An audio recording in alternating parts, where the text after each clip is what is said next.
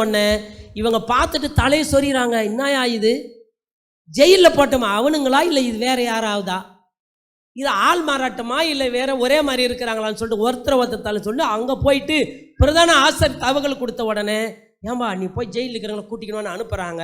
அனுப்பின உடனே அடுத்தது காணாமல் திரும்பி வந்து லிஸ்ட் கொடுக்குறாங்க. பாருங்க, கவனிங்க, லிஸ்ட் கொடுக்குறாங்க. சிறைசாலை மிக பத்திரமாய் பூட்டப்பட்டிருக்கவும், காவல்காரர்கள் வெளியே பாராவுசார் துப்பாக்கி வச்சு நிற்கவும் கண்டேன். திறந்த பொழுதோ, கையை தட்ட மாட்டீங்களா? திறந்த பொழுதோ உள்ள ஒரு ஆளு கூட இல்லை. இப்ப சொல்லுங்க, எதுக்கு? அதுவும் இந்த அப்போஸ்தலருக்கு சண்டை போட்டு வெளியே பூட்ட வச்சுன்னு வரவங்களா? ஆனால் எதுக்கு காவல் போட்டாங்க? எதற்கு காவல் போட்டாங்க? போலீஸ் பந்தோபஸ்து எதுக்கு? எந்த ஒரு மீட்டிங் வச்சாலும் போலீஸ் பந்தோபஸ்து நமக்கு கிடையாது. போலீஸ் சும்மா வந்து பார்த்துட்டு போவாங்க. நமக்கு சரி, நாம் அங்கே எந்த ஒரு பிரச்சனை சும்மா கண்காணிச்சுட்டு போவாங்க. நாம் யாரும் போலீஸ் பந்தோபஸ்து எந்த மீட்டிங்லையும் கேட்டது. ஏன்னா நம்மளை சுற்றிலும் நூற்றுக்கணக்கான தூதர்கள் இன்னும் நமக்கு பாதுகாப்புனா எப்படிப்பட்ட பாதுகாப்பு? மக்களுடைய மனதை சுகமாக்கவும் மக்களுடைய வாழ்க்கையை மாற்றுவதற்கு கணக்கில்லாத தூதர்களை கர்த்தர் அனுப்பி வைக்கிறார். அல்லேலூயா. கர்த்தருடைய பிள்ளை, இந்த இடத்துல சொல்லப்பட்ட வார்த்தை நான் சொன்னா, மிக பத்திரமா எல்லாம் போலீஸை எதுக்கு காவல் போட்டாங்க? மறுபடியும் கேட்குறோம், உங்களான பதில் வரல. எதுக்கு பலமான காவல்? ஜீவ வார்த்தை போகக்கூடாதுன்னு. ஆமாம், ரைட்டு, உள்ள காவலா இல்லை, அவ்வளோ பலமான காவலை பூட்டை உடச்சின்னு வந்துடுவாங்கன்னு கேட்குறேன். அவங்களுக்கு தெரியும் ஒரு விஷயம், ரகசியம் தெரியும். என்ன ரகசியம் அது? பின்னாடி ஒரு சத்தம் வந்துச்சு, இயேசு கிறிஸ்துவே, மரித்து போன இயேசுவே, கல்லறைக்குள்ள வைத்த இயேசுவே, 3வது நாள் கல்லை உடைத்து வெளியே வந்தாரானால் இவரை நம்புகிறவர்களை சிறைசாலையில் வைத்தாலும் சிறைசாலையிலிருந்து வெளியே வருவார்கள். ஆகினாலே பாதுகாப்பு பலப்படுத்துங்கள், ராணுவத்தை நிறுத்துங்கள், போலீஸை குவியுங்கள் என்று சொல்லி குவித்து வைத்தாலும் அவர்கள் கண்ணுக்கு முன்னாடியே கண்மயக்கம் உண்டாவதாக பார்த்துக்கிட்டு தான் இருக்கிறாங்க. போலீஸ்காரன் இன்னும் இப்படியே நின்றுக்கிறான், சிலையா நின்றுக்கிறான். தூதன் போனாங்க, கதவு தந்தது, வெளியே கூட்டி எல்லாரும் கூட்டிட்டு போவாங்க, தேவாலயத்துக்கு வாங்க. இவங்க முறைச்சி பார்த்துக்கிட்டு தான் இருக்கிறாங்க. அப்படியே 2 பேரும் நல்லா பலமாக இருக்கிறாங்க. வந்து கேட்டால், ஐயோ இல்லை, நான் இங்கே தானே இருக்கிறோம், பூட்டு இந்த பாரு, பூட்டு இதை கையில் சாவிதோ இருக்குது, பூட்டு இதை கையில் தானே வச்சுக்கணும். எப்படி திறந்தாங்க? அதுதான் தெரியல. அதுதான் கர்த்தராகிய தேவனுடைய மகிமை. இன்றைக்கு நல்லா கவனிங்க, உலகம் இன்றைக்கு ஏன் தேவனுடைய பிள்ளைகளை பகைக்கிறதுன்னு சொன்னால், அவர்களோடு தேவன் இருக்கிறார். தேவன் அவர்களை ஆளுகை செய்கிறார். தேவன் அவர்களை தப்புவிக்கிறார். தேவன் அவர்களை பலப்படுத்தி நடத்துகிறார். அல்லேலூயா. உனக்கு விரோதமாய் உருவாக்கப்படுகிற எந்த ஆயுதமும் வாய்க்காமலே போவதாக. கர்த்தருடைய பிள்ளைங்களை கவனிங்க. நம்மளுக்கு உளுந்தியில் நடந்த சம்பவம் தெரியும். நடுவில் கூரை சர்ச்சு, அதை சுற்றி காம்பவுண்டு, அதாவது செவுறு போட்டு எழுப்பிட்டு ஷீட்டு போகிறானி கூரையை காலி பண்ணலான்னு சொல்லிட்டு ரெடி பண்ணியாச்சு. திடீர்னு அந்த இடத்துல நடந்த சம்பவம், சர்ச்சு நடக்கக்கூடாதுன்ட்டு கட்டடத்தை இடித்து தள்ளிட்டாங்க. கூரையில் பெட்ரோல் ஊற்றி அப்படியே கொளுத்தினாங்க. அதுக்கு உழைப்பு, என்னுடைய உழைப்பு கொஞ்சம் நெஞ்சம் கிடையாது. பாஸ்ட் இப்படி கையை காமிச்சிட்டு போகிற, அவ்வளோதான். தண்ணியே இல்லை. போயிட்டு குளத்தில் போயிட்டு 2 கேன் பால் கேனில் அடிச்சுன்னு வந்து ஊற்றின மாதிரி. எனக்கு நைட்டில் காலையில் ஏந்திருக்கும், அவ்வளோ உடம்பு வலினான வலி, அவ்வளோ தண்ணியை கொண்டாந்து ஊற்றி அந்த பில்டிங் எழுப்பணும். அது இடிச்சிட்டாங்கன்னு சொன்னோம்னா என் மனசெல்லாம் உடஞ்சிச்சு. இவ்வளோ உழைப்பு போச்சே அப்படின்னு சொல்லிட்டு. கவனிங்க, பெட்ரோலை கொடுத்து கொளுத்துவதற்கு பெட்ரோலை ஒரு தம்பி கொடுத்தான். எத்தனையோ பேர் ஒத்துழைப்பு கொடுத்த அத்தனை பேருடைய வாழ்க்கையிலும் நடந்த சம்பவங்கள் நினச்சி கூட பார்க்க முடியாது. இன்றைக்கி கூட நினச்சி பார்க்க முடியாத சம்பவம். எந்த பெட்ரோலை கொடுத்து கொளுத்துவதற்கு ஒரு சகோதரன் உதவி செஞ்சா, அதே பெட்ரோலு வீட்டுக்கு கடைக்குள்ளே தீ பிடிச்சி பெட்ரோல் கேன் வெடித்து கடைக்குள்ளே பெட்ரோல்லையே செத்து போயிட்டான். கடைக்குள்ளவே அப்படியே கடைக்குள்ளே அந்த தம்பி தான் பெட்ரோல் கொடுத்தான். கொளுத்திங்கயா என்ன நம்ம ஊரில் சர்ச்சு. இன்னொருத்தர் கால் உடைஞ்சது. அதுக்கு முழு நம்பிக்கையாக இருந்த முயற்சியாளர்கள் 3 மாதம் ஜெயிலில் கிடந்தாங்க. அவங்க அப்பா சொல்லிட்டார், என்னைக்கு சர்ச்சை மேலே கை வச்சு நம்ம குடும்பம் போச்சு. கர்த்தருடைய பிள்ளைங்களை கவனிங்க, இன்றைக்கி நடக்கிற பல பிரச்சனைகள் சோதனை கண்டு நம்ம பயப்பட வேண்டிய அவசியம் கிடையாது. ஏன்னா கர்த்தர் நம்மோட கூட இருக்கிறார், கர்த்தர் நம்ம கூட இருக்கிறார், கர்த்தர் நமக்கு உதவி செய்வார். மரணம் என்பது என்றைக்காவது ஒரு நாளைக்கு வரத்தான் போகுது. ஆனால் அந்த மரணம் அவருடைய சித்தம் இல்லாமல் அவருடைய சித்தம் இல்லாமல் அவருடைய சித்தம் இல்லாமல் அவருடைய சித்தம் இல்லாமல் தலையில் இருக்கிற ஒரு கிரீடமும் கீழே விழாது. ஒரு கிரீடமும் ஒரு கிரீடமா இது கிரீடமா இது முடி முடி இது என்னது இது முடி. கரெக்டாக தானே, மயிர். ஆனால் சொல்லுவாங்க, என்ன பிரதர் ரொம்ப கஷ்டமாக ஏன் அந்த கதையை கேட்குற, முடி இழையில் உயிர் தப்பிச்சேன்னு யாரும் சொல்ல மாட்டாங்க. எப்படி சொல்லுவாங்க? மயிர் இழையில் உயிர் தப்பிச்சேன். கவனித்து பாருங்கள், இன்றைக்கி ஆண்டவர் உனக்குள்ள ஜீவ வார்த்தையை வச்சிருக்கிறதுனால தான் நீ மேன்மைப்பட்ட மனுஷனாக இருக்கிறாய். இங்கே சொல்லப்பட்டிருக்கிறது, சிறைசாலை பத்திரமாக பூட்டப்பட்டிருக்கிறது, அங்கங்கே பூட்டி வச்சிருக்கிறாங்க. சிறைசாலை பூட்டி வச்சு சிறைசாலைக்குள்ள எப்படி வெளியே போனாங்கன்னு தெரியலையே. அல்லேலூயா. செத்து போன இயேசு கிறிஸ்து வெளியே வந்தபோது கல்லறை உடைச்சு வெளியே வந்தார். அங்கே இருக்கிற காவலாளிலாம் மிரண்டு போயிட்டாங்க, போய் சொல்லிட்டாங்க, ஐயா அப்படி நடந்தது, சரி சரி உண்மையை அப்படியே வைங்க, பொய்யை விதைங்க அப்படின்னாங்க. இன்னைக்கு பொய்யை விதைக்கிறார்கள், உண்மையை மூடுகிறார்கள். ஆனால் உண்மை என்றைக்கு அந்த வானத்தை நோக்கி பார்க்கும், சத்தியம் மேலே இருந்து நீதி மேலே இருந்து உண்மையை பார்க்கும், சத்தியம் வெளிப்படும், கர்த்தருடைய கரம் பலத்திருக்கும், ரட்சிப்பு பெருகுவதாக, ரட்சிப்பு பெருகுவதாக. கவனிங்க கர்த்தருடைய பிள்ளைங்களை, கவனிங்க. அப்படியே அடுத்த அப்போஸ்தலர் நடவடிக்கைகள் இன்னொரு புஸ்தகத்தை தள்ளுவோம், 12ஆம் அதிகாரம்.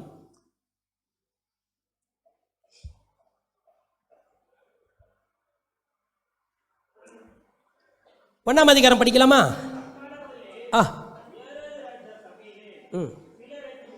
ஏரோது ராஜா சபையிலே சிலரை துன்பப்படுத்த தொடங்கினான் என்று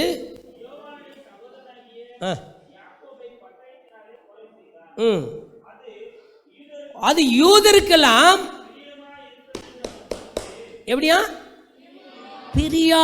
பிரியமாயிருக்கிறது என்று கண்டு பேதுருவையும் பிடிக்க தொடர்ந்தான். போதும், ஆமென் சொல்லாமா? அல்லேலூயா.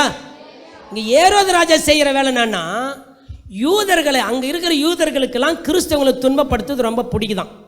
யோவானுடைய சகோதரன் பட்டய கறிக்கலை கொலை செஞ்சது அவங்களுக்கு ரொம்ப இன்ட்ரெஸ்டாக இருந்தது, யூதர்களுக்கு ரொம்ப பிடிக்குதுன்னு தெரிந்து ஏரோது ராஜா கிறிஸ்தவர்களை கொஞ்சம் நெருக்கடி கொடுக்க ஆரம்பித்தார். கொஞ்சம் நெருக்கடி கொடுத்த உடனே, நெருக்கடி கொடுத்துட்டு சொன்னாலே அடுத்தது பேதுருவை பிடிக்க தொடங்கினார். ஆமென் சொல்லலாம். பேதுரு கொஞ்சம் சிறப்பானவராக ஊழியத்தை செய்யும் போது பேதுருவை தொடணும் அப்படின்னு முயற்சி செஞ்சு அவரை பிடிச்சி சிறையிலே போட்டாச்சு. சிறையில் போட்டு பேதுருவை சிறையில் போட்டு வாசிக்கலாம். அந்த வசனத்தை வாசிப்பா, 5வது வசனம்.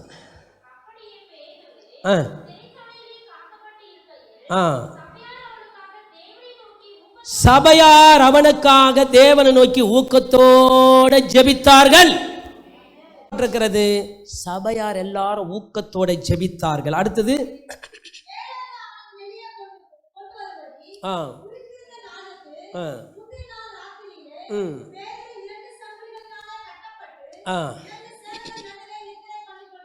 என்னவா தூங்கி கொண்டிருந்தான்.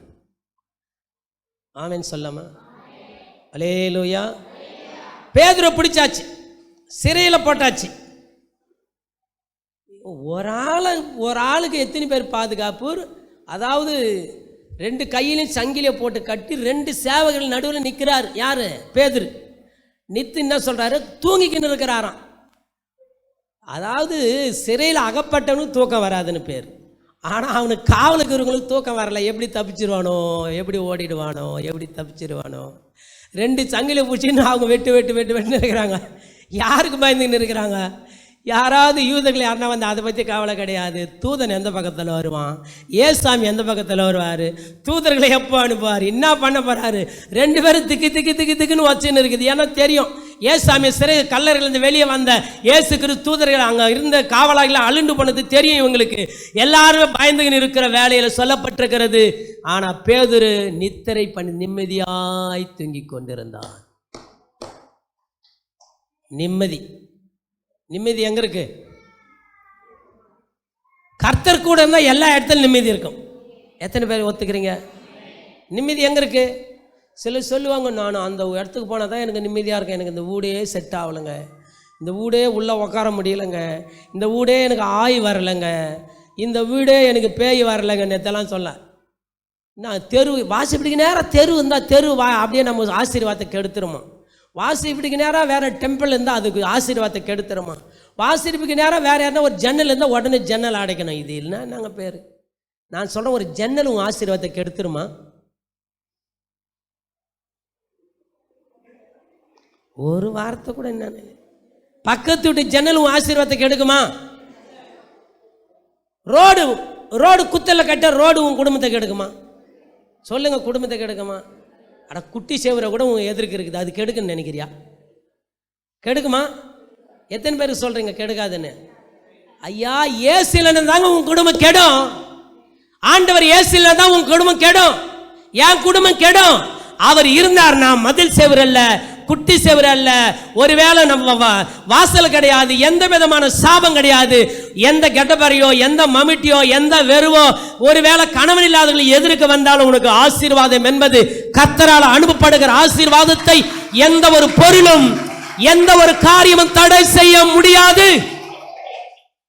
நிறைய பேருக்கு ரொம்ப திக்குன்னு வச்சுக்கும். காலில் கல் அடிச்சுட்டா கண்டிப்பாக நீங்கள் போக மாட்டீங்கன்னு எனக்கு தெரியும். நீங்கள் ஒரு இடத்துக்கு போகிறீங்க, போசல காலில் கல் அடித்து காலில் கட்ட வரல ரத்தம் வருது. எத்தனை பேர் அதெல்லாம் ஒன்றும் கடை காலம்னு எத்தனை பேர் உடனே சொல்லி நில்லு தண்ணி குடி உக்காரு அப்படி செய்யன்னு சொல்லிட்டு என்ன பண்ணுவோம், அதை ஃபார்முலா பண்ண ஆரம்பிப்போம். கிடையவே கிடையாதுங்க. அலையில சொல்லுவோம், கர்த்தருடைய பிள்ளைங்களுக்கு வாய் தருங்க. கர்த்தருடைய பிள்ளைங்களுக்கு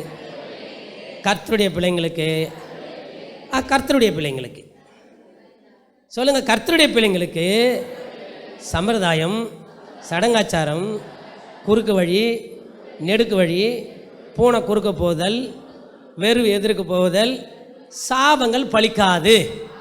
எனக்கு முன்னாடி சிலுவையில் அறையப்பட்ட இயேசுவின் ரத்தம் தெளிக்கப்பட்டிருக்கிறது. எனக்கு முன்னாடி கர்த்தர் போய்கின்னு இருக்கிறாரு. அப்படிப்பட்ட எனக்கு எந்த சாபமும் என்னை தொடுவதற்கு அதிகாரம் இல்லை.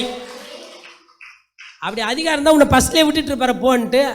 உன்னை எதுக்கு மரணத்தில் தூக்கி எடுக்கணும், உன்னை எதில் பாவத்தில் தூக்கி எடுக்கணும், உன்னை பிடிச்சிருந்த பேயை வெரைட்டி கத்தர் உன்னை தன்னிடத்தில் சேர்த்துக்கொள்ளணும். என்ன காரணம்னா, உன்னை பலமாய் பாதுகாப்பதற்கு அழைச்சாரே அல்லாமல் உன்னை விட்டு விடுவதற்கு அல்ல.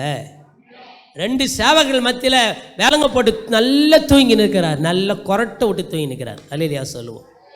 நம்மளா இருந்தால் உடனே அது நம்ம சொல்லுவோம், அப்பா கொஞ்சம் ஃபோன் பண்ணுப்பா, அவருக்கு ஃபோன் பண்ணுப்பா, இவருக்கு ஃபோன் பண்ணுப்பா, கொஞ்சம் ஜாமீனில் எடுத்துருப்பா, என்னை தூக்கிடுப்பா, என்பா எனக்கு பயமாகுதுப்பா. உள்ள பேதுரு பயப்படவே இல்லை. காரணம் ஒன்றே ஒன்று மட்டும் தெரியும், பேதுருக்குள்ள கர்த்தர் ஆளுகை செய்து கொண்டே இருக்கிறார்.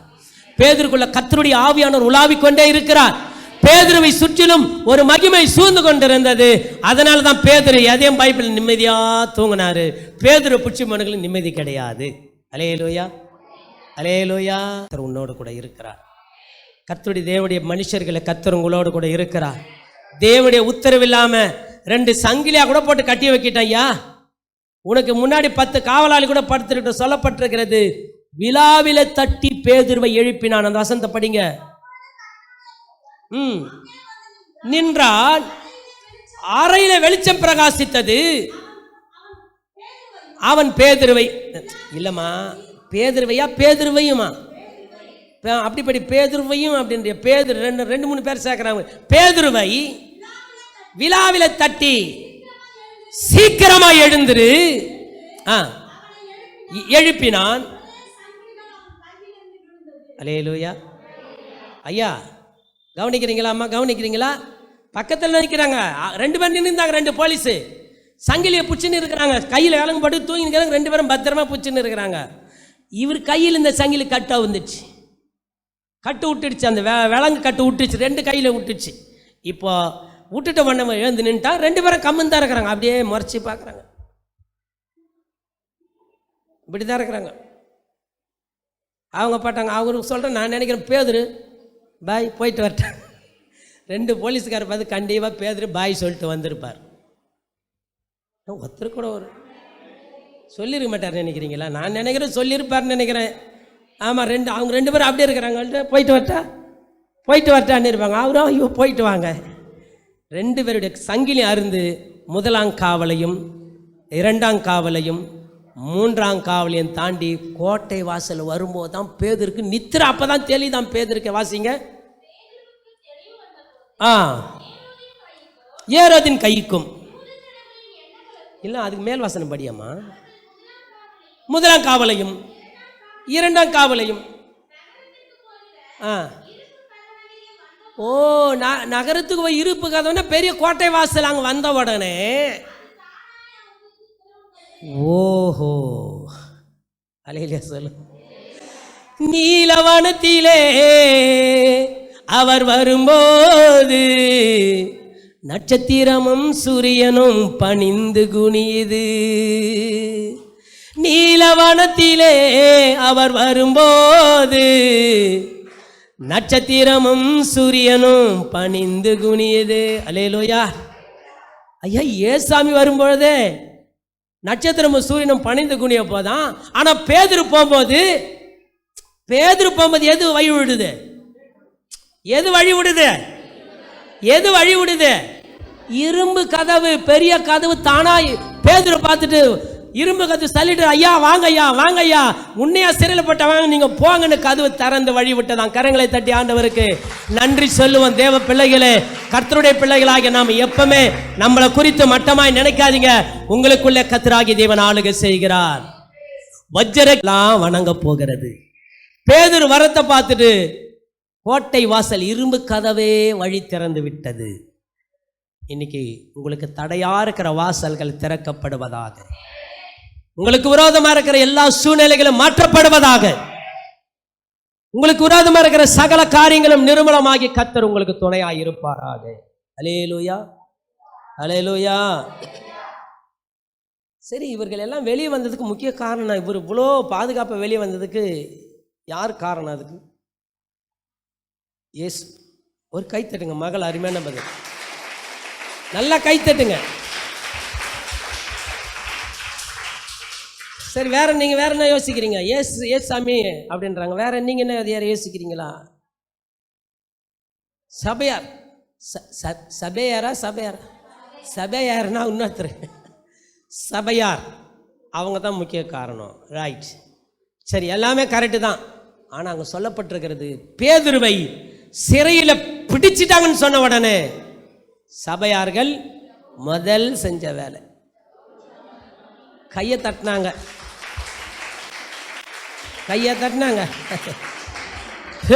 பாஸ்டரை பிடிச்சிட்டாங்களாண்டா. அடாடா, தெரியுண்டா எனக்கு, பாஸ்டரை பிடிச்சி போட்டுக்கிறாங்கடா, அதே தெரியுண்டா, கை தட்டுறா அப்படின்னு அவங்க சொல்லலை. பேதுரு பிடிச்சிட்டாங்கன்னு சொன்னது தான் அவங்க செஞ்ச ஒரே டக்குன்னு முழங்கால் படிட்டார்.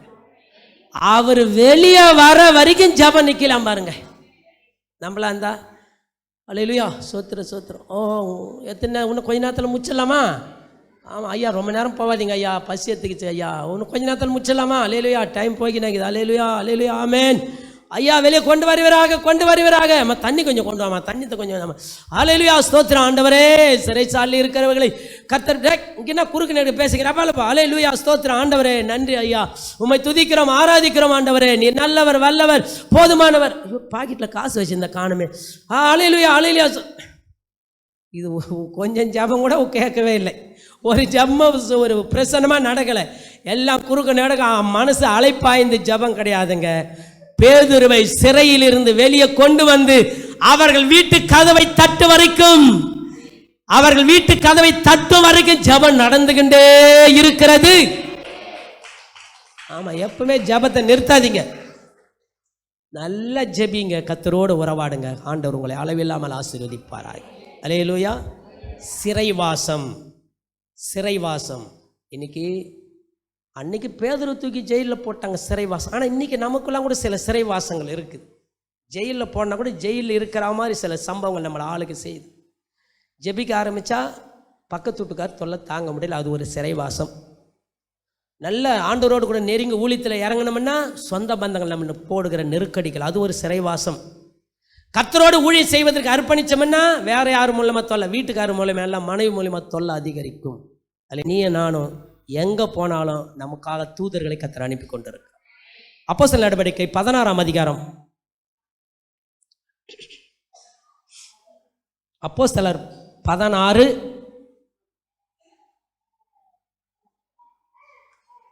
22 படிக்கலாம். ஆமா 16 22. கூட்டம் கூடி எழும்பினார்கள். அவர்களை வஸ்திரங்களை கிழித்து போடவும் அவர்களை அடிக்கவும் தொடங்கினார்கள். ஐயா எத்தனை அடி? எத்தனை அடி? 1 2 கவுண்டிங் இல்லை அங்க. ஏசாமி எத்தனை அடி அடிச்சாங்களாம் இதுல பிளாத்தாரன் மணில 300 குண்டர்கள் குத்திக்கிறாங்க. கவுண்டிங் கிடையாது. 300 குண்டர்கள் நைட்டெல்லாம் குத்தினாங்களாம், போட்டு மாக்கும். அவருடைய சீசர்கள் இயேசு கிறிஸ்து மரணத்துக்கு அப்புறம் அவங்க எத்தனை அடி அடிச்சாங்களாம்? அநேக அடி அடித்த பின்பு சிறைச்சாலையில வைத்து அவர்கள் பத்திரமாய் காக்கும்படிக்கு சிறைச்சாலைக்காரனுக்கு அடுத்தது பெற்று அவர்களை உட்காவல் அறையில வைத்து அடைத்து இன்னையா எப்படியா பண்ணியிருப்பாங்க? தொழுமரத்தில் மாட்டி காலனை எப்படி தலைக்கெடு தொங்க விட்டுருப்பாங்கன்னு நினைக்கிறேன்.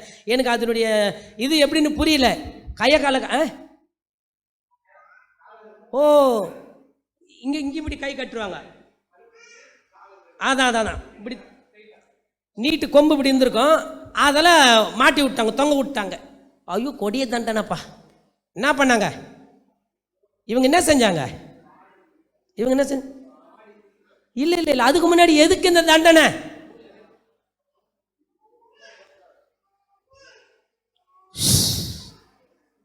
சீக்கிரட்டார் இவங்க பண்ணது என்ன தெரியுமா?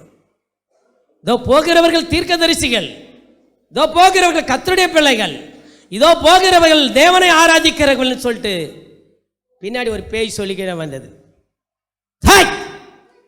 இயேசு நாமத்தில் போ அப்படின்னார். பொத்துன்னு விழுந்துச்சு. அலையில சொல்லு. ஒரு நாள் சொல்லியான், தொடர்ந்து சொல்லிக்கின்னு வந்துதான் அந்த ஆவி.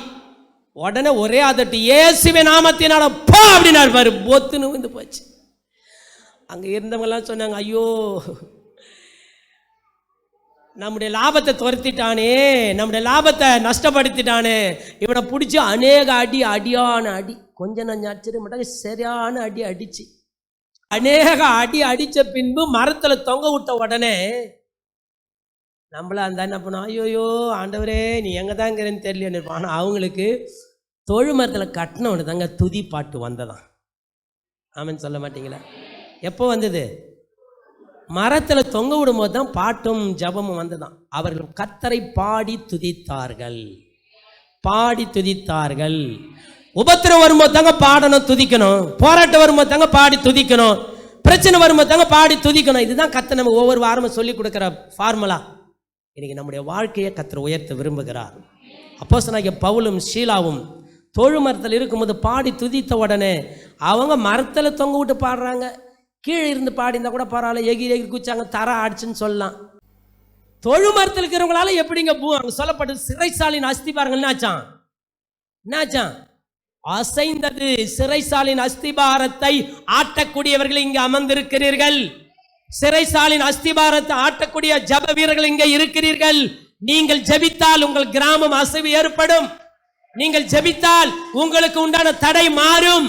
நீங்கள் ஜெபித்தால் உங்களுக்கு விரோதமாக இருக்கிற கட்டுகள் அறுக்கப்படும்.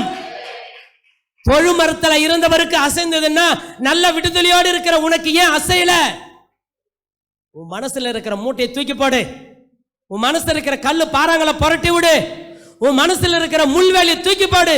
உன் மனசுல இருக்கிற வேதனையை தூக்கி போடு. இயேசுவின் நாமத்தினால துதிக்கும் போது ஜெபிக்கும் போது உள்ள போராட்டமும் இறுக்கத்தை வச்சு நீ ஜெபிச்சுனா உனக்கு விடுதலை கிடைக்காது. எல்லாத்தையும் தூக்கி வெளியேற்று. எல்லாம் போகட்டும். கர்த்தருடைய பிள்ளைங்களை கவனிங்க. முதல் சபையாராய் சிறையில் போட்டார்கள், தூதன் வெளியே கொண்டு வந்தார். ரெண்டாவது சிங்களாலா உள்ள போனார், தூதன் வெளியே கொண்டு வந்தார். ஆனால் இந்த இடத்துல அப்போஸ்தலனாகிய பவுலும் சீலாவும் ஜெபிக்கும்போது சிறைசாலையின் அஸ்திபாரம் ஆடி உள்ளிருந்த எல்லாருக்கும் சங்கிலி எல்லாம் விடுதலை ஆயிடுச்சோம். உள்ளிருந்த அத்தனை காவலாளிக்கும் சங்கிலி விடுதலை ஆச்சு. ஆனால் நடந்த சம்பவம் என்ன தெரியுங்களா? நடந்த சம்பவம் என்ன தெரியுங்களா? போலீஸ்காரன் பார்த்தான், எல்லாரும் தப்பிச்சு ஓடிட்டாங்க. இருட்டு. இவங்க ஜபம் பண்ணவனே சிறைசாலை அஸ்திபாரம் ஆடிச்சு. கரண்ட்லாம் டப்பு டப்பு டப்பு டப்புன்னு நின்றுச்சு. அங்கங்கே எல்லாம் பில்டிங் எல்லாம் கரண்ட் எல்லாம் அவுட் ஆயிடுச்சு. அவுட் ஆன உடனே இருட்டில் உடனே பார்த்தான். உடனே பட்டயத்தை உருவி தன்னை கொலை செய்வதற்கு அவன் எத்தனம் தேடினான். வாசிக்கலாம் அந்த வசனத்தை.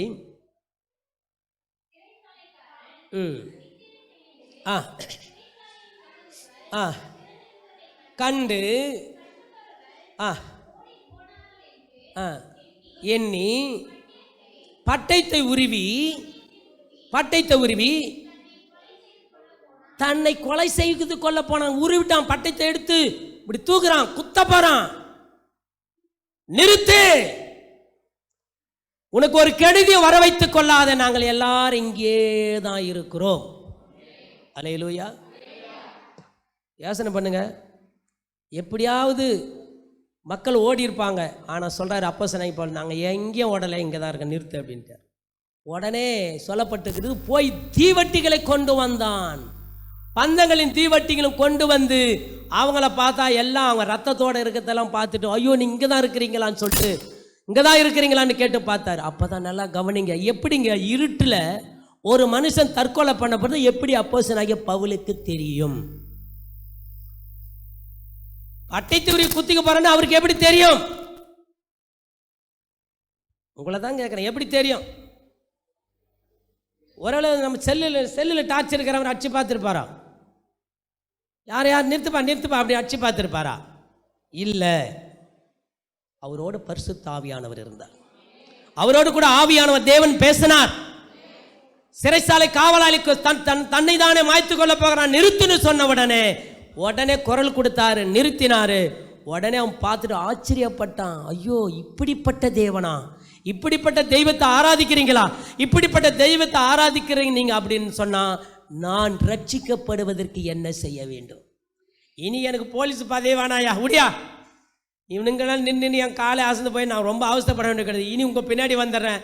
இப்படிப்பட்ட தெய்வத்தை ஏற்றுக்கொள்ள என்ன செய்யணும் சொல்லுங்க?